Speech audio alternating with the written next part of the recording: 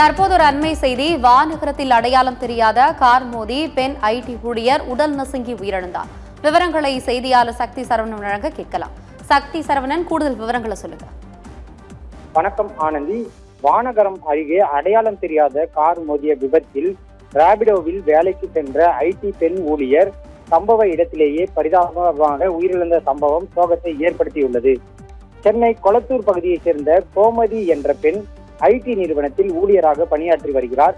இவர் போரூரில் உள்ள DLF வளாகம் நோக்கி செல்வதற்காக அம்பத்தூரில் இருந்து ராபிடோ மூலம் பைக் புக் செய்து மதுரவாயில் நோக்கி சென்று கொண்டிருந்தார். வானகரம் பகுதியில் பைக் சென்ற போது பின்னால் அதிவேகமாக அடையாளம் தெரியாத கார் ஒன்று வந்து வேகமாக மோதிவிட்டு நிறுத்தாமல் தப்பி சென்றது.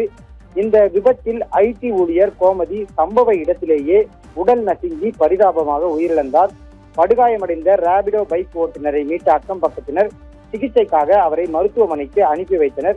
இந்த விபத்து குறித்து மதுரவாயல் போலீசார் வழக்கு பதிவு செய்து தற்போது விசாரணை செய்து வருகின்றனர். அது மட்டுமின்றி உயிரிழந்த கோமதியின் உடலை கைப்பற்றி பிரேத பரிசோதனைக்காக கீழ்ப்பாக்கம் அரசு மருத்துவமனைக்கு அனுப்பி வைத்துள்ளனர்.